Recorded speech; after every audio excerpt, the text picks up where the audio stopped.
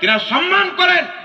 আর কিয়ামতের মাঠে রাসূলুল্লাহর সুপারিশ যদি পান তো আদবওয়ালাদের কাতারে থাকেন, বেয়াদবদের কাতারে থাকলে হবে না।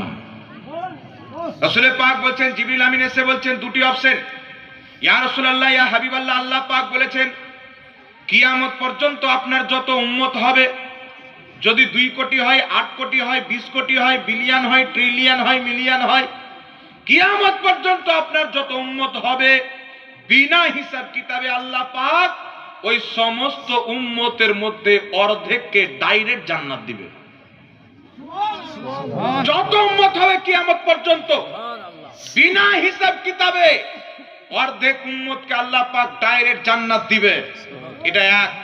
দ্বিতীয় নম্বর হচ্ছে ইয়া রাসূলুল্লাহ সুপারিশ, শাফাআত। এক তো অর্ধেক উম্মত জান্নাতে চলে যাবে, আর একটা হচ্ছে শাফাআত। তো আপনি কোনটা নেবেন? তো আমার আপনার নবী সাল্লাল্লাহু আলাইহি সাল্লাম বলছেন অর্ধেক উম্মত যদি বিনা হিসাব কিতাবে জান্নাতে চলে যায়, তাহলে আর অর্ধেক উম্মত কোথায় যাবে? তো নবী পাক বলছেন আমি এই অপশন নিব না, আমি শাফাআতকে গ্রহণ করলাম। কিয়ামতের মাঠে আমার সুপারিশ অতক্ষণ পর্যন্ত চলবে যতক্ষণ পর্যন্ত আমার একটা উম্মত জাহান্নামে থাকবে। জোরে বল সুবহানাল্লাহ। তো নবী পাক শাফাআতকে গ্রহণ করেছেন ওই কিয়ামতের ময়দানে পৃথিবীর মুসলমান। এই জন্য হাদিসে এসেছেন আমরা পাপী তাপী বান্দা, আমাদের ইবাদত কত আছে। এই পৃথিবী মুসলমান কিয়ামতের মাঠে 2 শ্রেণীর লোক জাহান্নামী হবে।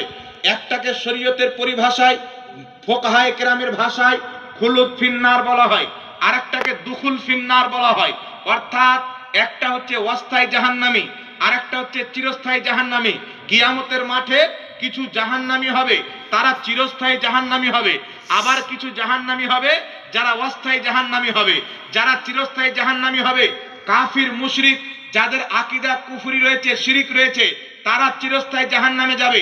আর যাদের আকীদা তো ঠিক ছিল কিন্তু পাপ করেছে, গুনাহ করেছে, তারা জাহান্নামে তো যাবে কিন্তু আল্লাহর দয়া হবে, নবীর সুপারিশ পেয়ে জাহান্নাম থেকে বেরিয়ে আবার জান্নাতে যাবে। তো যারা অস্থায়ী জাহান্নামী হবে তারা একদিন একদিন বের হবে, আর যারা চিরস্থায়ী হবে তারা চিরকাল জাহান্নামে থাকবে।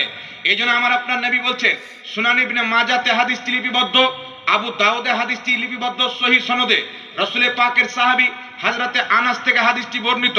হাদিসটি হচ্ছে আন আনাস ইবনে মালিক রাদিয়াল্লাহু তাআলা নো কল قال رسول الله صلى الله عليه وسلم شفاعتي لأهل الكبائر من أمتي।